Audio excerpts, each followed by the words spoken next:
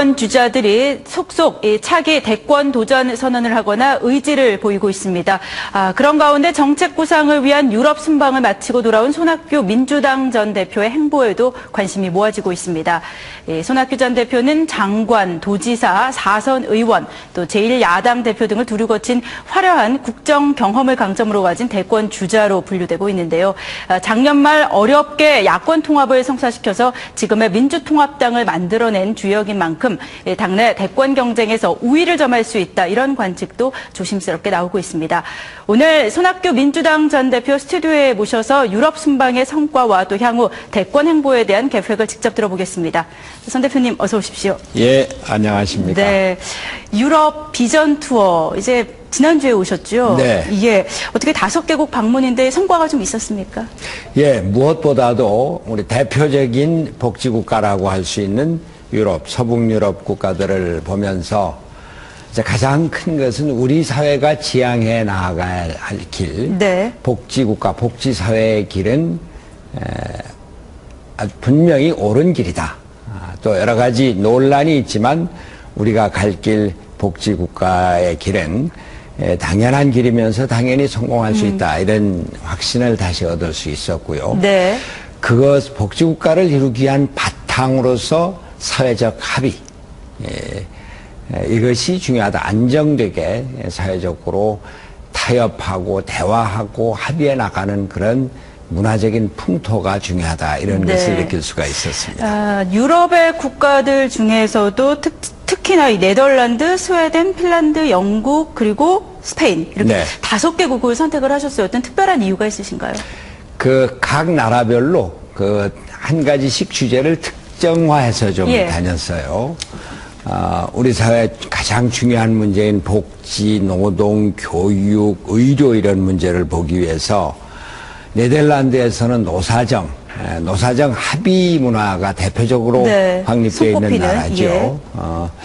네덜란드에 가서 역시 노사정 합의라고 하는 것이 얼마나 중요한지, 특히 네덜란드에서는 폴더 모델이라고 해서 노동과 정부와 경영자가 함께 합의를 이루는 그런 제도가 SER이라고 하는 사회경제협의회라고 하는 제도가 갖춰져 있고, 노동과 경영이 함께 노동재단을 만들어서 끊임없이 상시적으로 협의하는 체제가 갖춰져 있어요.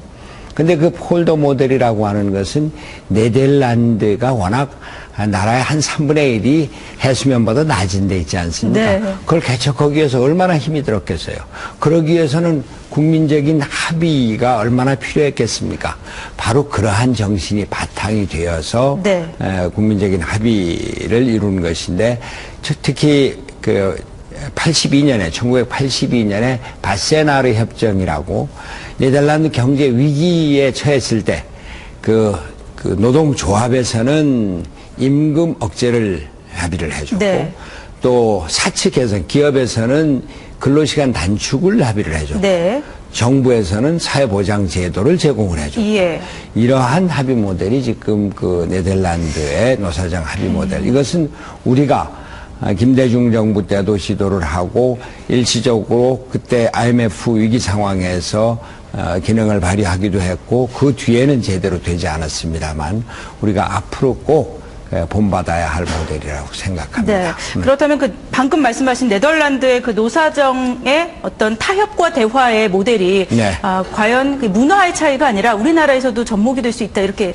판단을 하고 물론이죠. 있습니까? 또 그렇게 해야 되고요. 우리가 노동이 중요한 가치로 존중되는 사회, 일하는 사람이 행복한 사회, 이런 기본적인 철학이 필요하다고 봅니다. 노동을 존중을 할 때 이런 합의가 필요하고, 노동은 노동대로 기업과 나라 경제가 살아야지 일자리가 확보가 된다고 하는 이러한 정신에서 서로 합의를 하고, 국가는 노동자들이 마음껏 노동을 하고 노동의 유연성을 보장을 해줄 수 있는 사회보장 제도를 제대로 갖추는 이런 제도가 필요하다고 봅니다. 각 나라별로 말씀하신 대로 주제를 가지고 다녀오셨어요. 근데 영국 하면은 특히 국가보건의료 체계로 유명한 곳 아닙니까? 우리나라로 치면 건강보험제도에 속하는 거겠죠. 요즘에 의료 민영화가 큰 화두인데 좀 해법을 찾아오셨습니까? 우리나라 의료보험제도는 세계적으로 아주 훌륭한 제도의 하나로 알려져 있고 또 저희는 그것에 따라서 상당한 부분 그 의료 보장이 네. 이루어지고 있다고 봅니다. 그러나 날로 그 보장성이 약화가 되고 있어요. 우리나라 의료 보장성이 예를 들면 의료보험으로 커버가 되는 것이 한 60% 정도가 되는데 네. OECD 국가에서는 뭐 30개국 중에 27위 정도밖에 안 되거든요. 네. 그리고 그것은 날로 그 줄어드는 추세에 있습니다. 실질적으로는 네. 뭐 그 의료보험으로 커버되는 걸 늘려간다고는 하지만 예. 또 그러면서 또 다른 한편으로는 그 사적보험이 자꾸 커지면서 의료보험 체계가 우리가 제대로 진료를 받을 수 있는 부분들은 오히려 약화가 되고 예. 국민들이 의료보험 말고도 사적보험 드는 게 요즘 많잖아요. 네. 그만큼 그 의료비는 늘어나는데 의료보험 제도는 상대적으로 취약해지는 그러면서 의료보험 재정이 점점 더 어려워지는 이런 문제가 있죠. 네. 거기에 따라서 또 한 가지 무슨 문제가 있느냐. 우리 그 국민들은 너나 할 것 없이 자꾸 대학병원으로만 가려고 해요. 네. 그래서 소위 그 의료 진료 체계가 무너지고 있어요.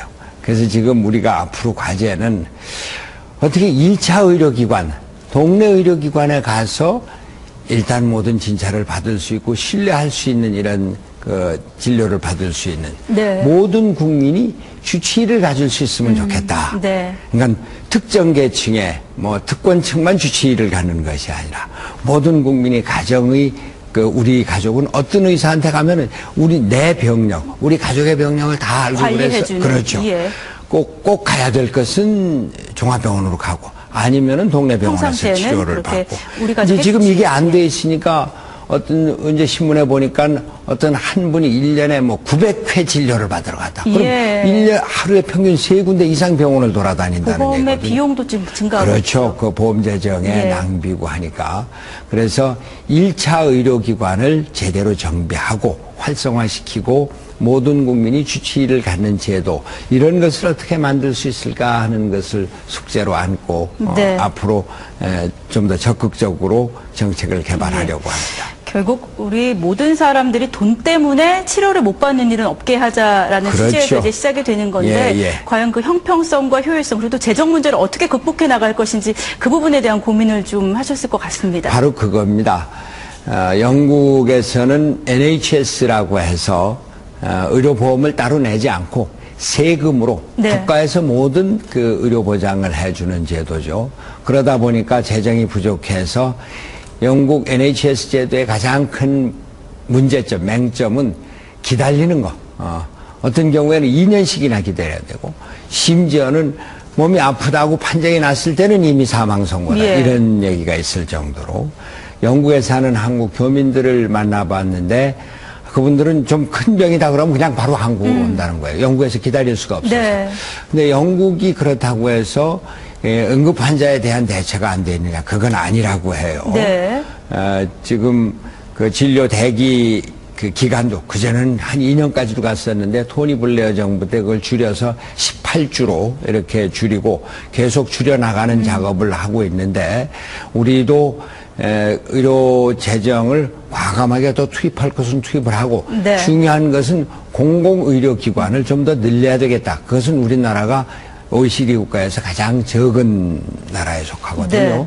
네. 그러한 그 보험 재정의 개혁도 필요하고 또 좀 더 보장성을 확대하는 것이 필요하고 또 무엇보다도 우리 있는 사람이건 없는 사람이건 동네 병원에 가서 안심하고 믿을 수 있는 1차 진료를 받을 수 있는 체제 그걸 갖추면은 의료보험 재정은 훨씬 더 효율적으로 절약이 될 것이다 생각합니다. 네, 이 또 복지국가로 알려진 스웨덴을 방문하셨는데 사실 우리나라 지금 정치에서도 복지가 화두입니다. 근데 네. 이제 복지를 누구나 얘기를 하지만 가장 큰 문제는 재정이라고 얘기를 하죠. 예, 예. 지속 가능한 복지를 위한 재정 확보 방안 좀 벤치마킹 하셨습니까? 우선 말이죠. 예. 스웨덴의 경우를 보면은 우리가 복지 때문에 나라가 망한다. 예. 복지 때문에 경제 성장이 안 된다. 이건 전혀 성립이 되지 않는 나라입니다. 예. 스웨덴 볼보 아시죠?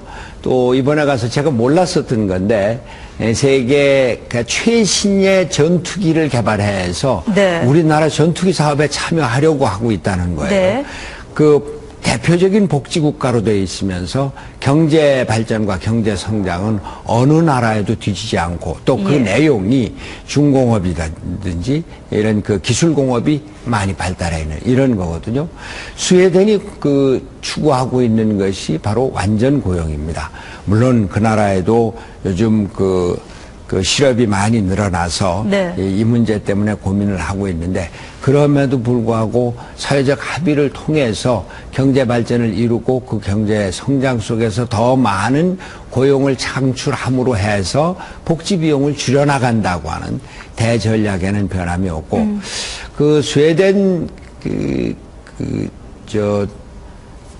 그 복지 담당자를 이렇게 만나서 네. 얘기를 들어보면 복지와 성장에는 굴곡이 있다 이게 올라갈 때 있고 내려갈 때가 있고 그렇지만 우리는 꾸준히 복지 정책을 포기하지 않았다. 아무리 어려운 때라고 하더라도 이 복지를 줄이지 않고 오히려 복지를 뒷받침함으로 해서 경제 성장을 뒷받침할 수 있었다. 이런 얘기를 들었습니다. 네. 그러니까 네.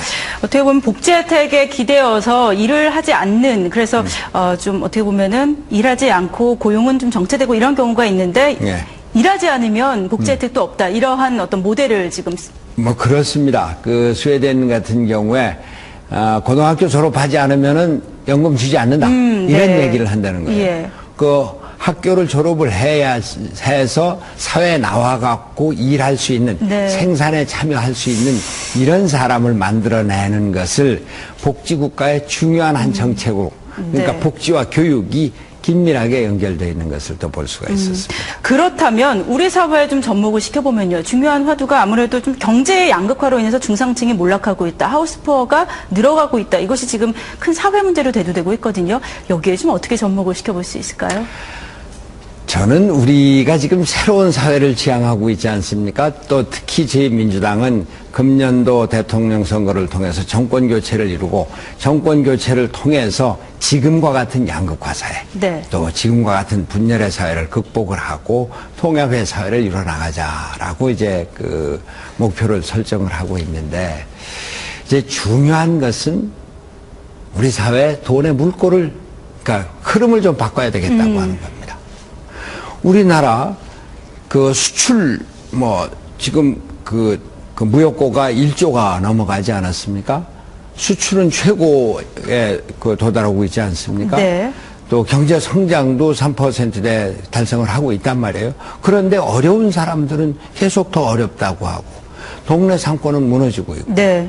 또 중산층이 몰락하고 있다. 아주 뭐 스스로 중산층이라고 생각하는 사람들의 숫자가 50%대에서 40%대로 낮아지고 있단 말이에요. 네. 이건 뭐냐? 우리나라 돈이 없는 것이 아니라 돈이 한 군데 몰려 있다는 얘기입니다. 중산층이나 또 서민층에게 돈이 돌지 않고 있다는 얘기입니다. 네. 중소기업에게 돌지 않고 자영업자들에게 돌지 않는다. 그래서 우리가 경제적인 정의, 경제 민주화가 필요로 한다. 한 군데 몰려있는 돈의 흐름을 물꼬를 터서 중산층이나 서민층에도 돌도록 그러한 것들이 말하자면은 우리 재벌의 횡포를 네. 얘기를 하는데 재벌이 무차별적으로 모든 분야의 문어발식으로 확장할 것이 아니라 중소기업의 고유한 업종은 따로 보호를 하고 재벌기업은 대기업 위주로 해서 세계로 뻗어나가라. 우리가 기업을 거부하자는 얘기가 아닙니다.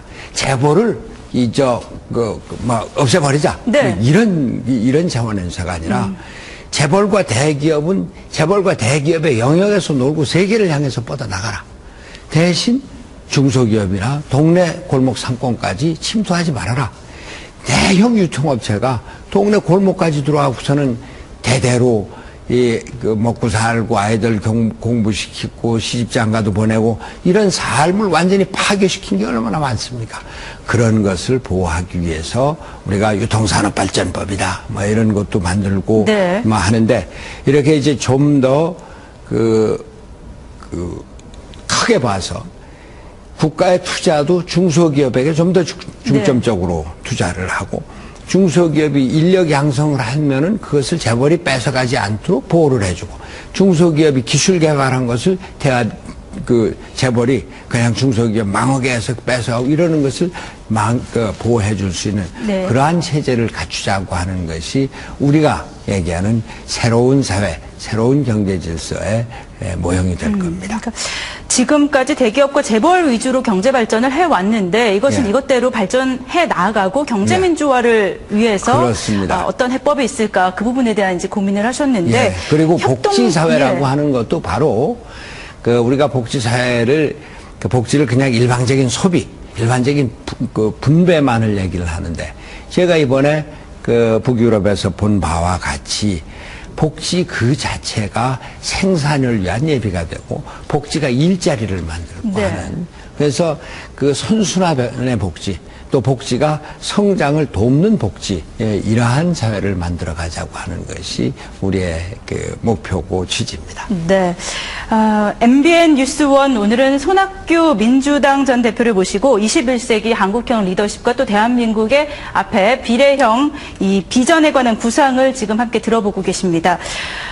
영국 옥스퍼드 대학에서는 또 한반도 안보를 에 대한 주제에 강연을 하고 오셨죠. 예. 지금 북한은 김정은 체제입니다. 근데 아무리 우리가 좀 대화를 하려고 해도 지금 하기 어려운 그런 상황으로 좀 몰아가고 있다고 할까요? 그런 상황 속에서 앞으로 우리나라가 어떤 스탠스를 좀 취해야 된다고 보십니까? 그럼에도 불구하고 우리는 대화와 교류와 협력에 대한 의지를 놓아서는 안 된다고 생각합니다. 제가 그저께 토요일 날 영화 코리아를 봤습니다. 네. 개봉된 지 얼마 안 되는데 그렇게 많이 사람들이 몰린다고 그래요. 네. 이게 뭘까? 그러니까 탁구 선수 현정화하고 북한의 이분희 선수가 주제로 된 우리가 남북한 단일 팀이 세계를 제패했었던 그 스토리를 갖고 영화를 만들었는데 왜 그렇게 많은 사람들이 모였을까? 역시 지금 이 시점이 이제는 남북 교류 협력을 좀 다시 재개를 해야 된다. 남북 간의 평화를 이루어야 된다. 네. 이러한 국민적인 여망이 높아지고 있다는 그런 반증이라고 생각이 됩니다. 물론 북한의 김정은 체제, 3대 세습 체제 도무지 이해할 수가 없죠. 네. 합리적이지 않죠. 그러나 어떡합니까? 지금 당장 북한의 현실 권력으로 자리 잡고 있는데 우리가 상대 안 할 수가 없지 않습니까? 상대를 해서 전쟁의 위협, 천안함 사태다, 연평도 사태다 이런 전쟁의 위협이 없는 평화 체제를 만들어야 될 거 아닙니까? 네. 또 그리고 평화라고 하는 것은 그저 정치적인 평화뿐만이 아니라 평화를 통해서 우리가 경제를 서로 발전시킬 수 있는 계기가 된다 얘기예요. 우리가 북한을 봉쇄하고 북한을 옥죄한다고 해서 북한이 망해서 손들고 들어오면 손들고 나오면 좋습니다. 그렇지 않죠. 중국이 있는데요. 중국에 대한 의존은 더 깊어지죠. 북한에 매장되어 있는 우리 자연자원이 중국으로 가고 낮은 선봉항이 중국의 실질적인 영향권 하에 들어가고 결국 뺏기고 손해보는 건 우리 경제란 말이에요. 개성공단이 우리가 교류 협력을 계속했으면 지금보다 2배, 3배 더 늘어났을 것이고 네.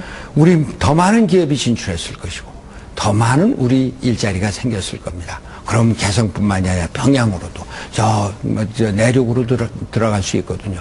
그래서 우리가 한편으로는 동포애라고 하는 차원에서도 또 단일민족이라고 하는 차원에서도 접근하지만 아주 실리적인 차원에서도 남북 경제가 하나가 돼서 경제 공동체를 이룰 때 우리는 우리대로 더 많은 경제적인 기회를 갖고 일자리도 만들고 북한 사회는 그것을 통해서 사회적인 어떤 변화의 계기, 소위 개혁과 개방이라고 하는 것이 거기서부터 싹 더 올라온다.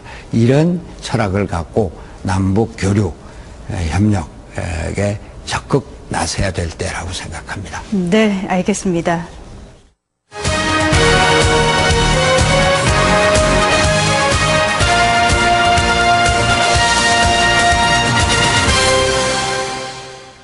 네, 이제 눈을 좀 국내로 돌려서 지금의 정치 지형과 관련된 또 현안들에 대해서 얘기를 좀 들어보고자 합니다.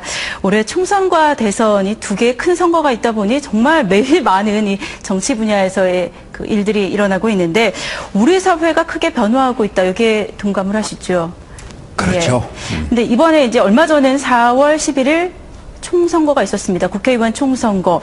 어떻게 결과에 대해서 평가하십니까? 저민주당으로서는 아쉽기 짝이 없죠. 분명히 이길 선거였는데, 이길 수 있는 선거였는데 패배를 한 겁니다. 물론 127석 적진 않습니다. 네. 그러나 우리가 원래 한 80석 얻을 것이다, 90석밖에 못 얻을 것이다, 그러고 127석을 얻는 거다고. 우리가 과반을 얻을 수 있을 것이다. 과반을 얻고 이것을 통해서 정권교체의 발판을 마련하고 정권교체가 돼서 우리 그 민주당이 추구하는 새로운 그 사회를 그 좀 더 안정적으로 추진해 나갈 수 있을 것이다. 이런 기대 속에 있다가 안 됐으니까 말이죠. 네. 결국 작년 말에 어려운 과정을 통해서 야권 대통합을 이뤄내고 그것에 따른 국민적인 기대가 아주 높아졌는데 여기서 우리가 잘못 생각한 거죠. 교만해진 겁니다. 다 따놓은 것 같이 말이죠. 우리가 우리 스스로의 위치를 제대로 잘못 파악하고 있었던 거예요. 네. 제 친구 중에 그 배를 탄 선장이 하나 있는데 이 사람이 오래전에 저한테 물어요. 야, 하규야, 선장의 역할이 뭔지 아냐? 가장 중요한 역할이. 글쎄, 무슨 리더십, 장악력? 아니, 선장은 배 위치를 정확하게 파악하는 것이다. 망망대해에서 내 배가 어디에 있는지를 정확하게 우선 위치 파악을 해야지. 자, 그러면 우리가 동쪽으로 갈 건가, 서쪽으로 갈 건가, 그 가운데 그 가는 길에 무슨 해류가 어떠한가, 무슨 해적선이 있다든지. 우선은 내 위치를 제대로 파악을 해야 되는데, 이번 총선의 패배는 우리가 마치 다 정권교체 가까이 온 양, 해안가에 가까이 온 양 위치 파악을 잘못하고 있었던 거예요. 네. 갈 길은 아주 멀은데. 예, 민주당이 그런데 총선 이후에도 좀 치열하게 반성을 하지 않고 개파 힘겨루기나 어떻게 보면은 지금 현 정부의 대안 세력으로서의 수권 정당으로서의 면모를 보이지 못하고 있다. 이런 비판을 지금 직면해 있습니다. 그런데 새누리당 쪽에서는 박근혜 위원장이 민생 투어를 하고 있고 또 그 지도부 후보들이 1박 2일 쓴소리 듣기 투어도 나서는 등 민생 행보를 이어가고 있거든요. 사실 민생 행보하면 원주 아니십니까? 예, 새누리당을 평가한다면 어떻게 평가하시겠습니까? 새누리당을 평가하기 전에 우리 스스로에 대한 그 반성이 좀 더 뼈저리게 있어야 된다고 생각을 합니다. 국민들이 우리를 어떻게 볼 것인가, 국민들의 눈을 생각하는 정치를 해야 된다, 이 생각입니다. 네. 우리는 물론 정권 교체를 원합니다. 민주당이 이 나라를 책임지고자 합니다. 그러나 국민들은 정권 교체 그 자체에 관심이 있는 게 아닙니다. 국민은 민주당이 집권하는 거 그 자체에 관심이 있는 것이 아닙니다. 네. 국민들의 관심은 우리를 어떻게 잘 살게 해줄까? 우리 서민들 생활이 이렇게 어려운데 정치가 우리를 도와줄 수 있을 것인가?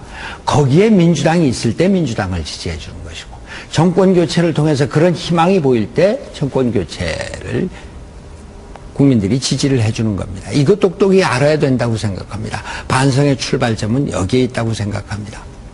네. 민생이 바로 그겁니다. 국민의 생활을 우리가 책임지겠다고 하는 자세. 끊임없이 우리 민주당은 첫째도 민생, 둘째도 민생, 셋째도 민생이라고 하는.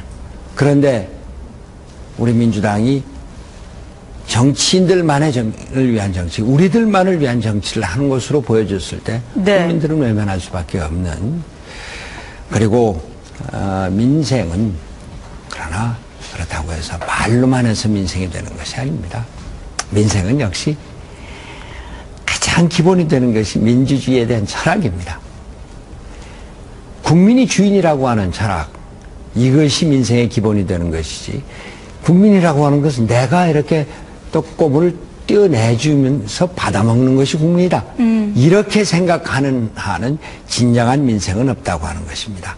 그래서 민주주의야말로 민생의 기본이 되는 것이고, 민주주의에 대한 기본적인 철학이 없이 민주주의를 실천한 그러한 헌신적인 그런 열정이 없는 민생은 구호에 그칠 수 있다.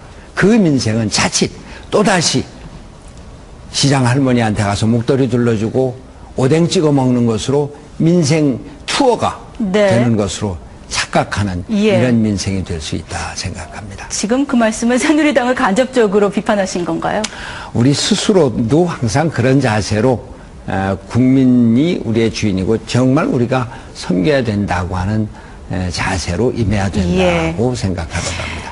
정치인들만의 정치를 하면 안 된다 이런 얘기를 해주셨는데, 사실 유럽 방문을 하시는 동안 이해찬 박지원 연대가 논란이 됐었습니다. 그리고 귀국하시자마자 구태 정치라고 이제 비판을 하셨어요. 그런데 결국 박지원 원내대표 비상대책위가 구성이 되고 출범이 됐습니다.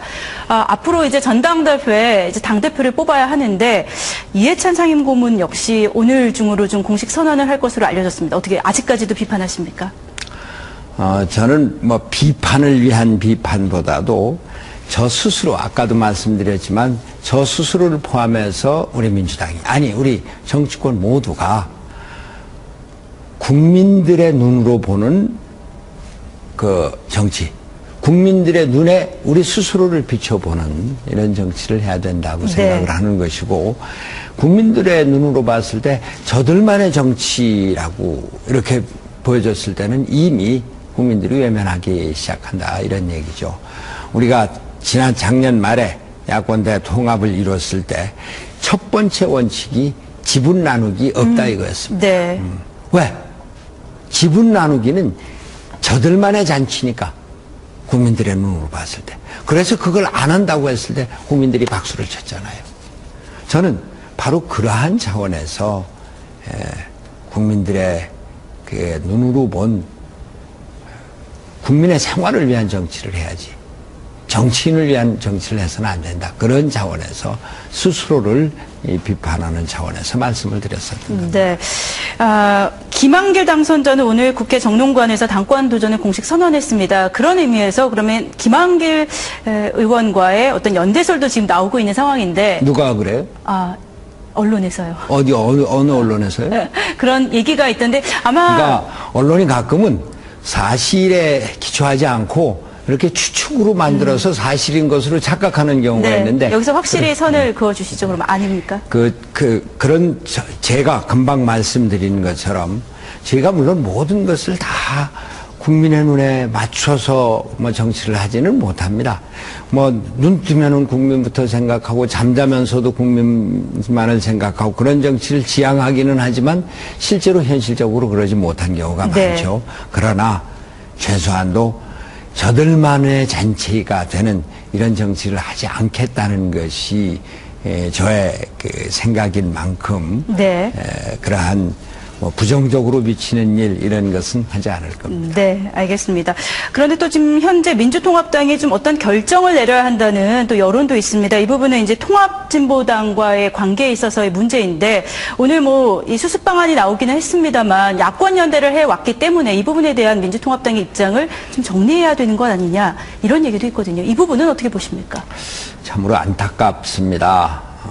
진보에 대한 오해가 민주통합당의 이번 사태를 불러일으켰다고 생각을 합니다. 진보라는 것이 그냥 무작정 좌파를 진보라고 그러는 것이 아닙니다. 극단적인 좌익을 진보라고 하는 것이 아닙니다. 진보는 어디까지나 국민의 삶을 제1로 삼는 것, 그것이 진보입니다. 국민의 삶을 끊임없이 개선해 나가는 것, 개선해 나가기 위해서 앞으로 나가는 것이, 그것이 진보입니다. 그런데 이번 민주통합당의 이 사태는 국민이 안중에 없었던 겁니다. 그것 또한 자기들만의 권력투쟁이었기 때문입니다. 다시 말씀드리지만 저는 항상 저 자신에게 그 다짐을 합니다. 국민이 맹목적으로 정권 교체를 원하는 것이 아니다. 정권 교체는 정말 그것이 국민을 위한 것일 때 정권 교체를 원하는 것이지. 그래서 정권 교체를 위해서는 어떠한 수단도 상관없다. 네. 이렇게 생각하면 안 된다. 네. 우리는 민주통합당이 지향하는 길, 복지사회의 길, 또 정의사회의 길을 제대로 추구해 나갈 때 그때 국민들이 네. 그 민주당을 바라보는 것이고 그때 연대다 단일화다 이런 것들이 정당성을 갖게 되는 겁니다.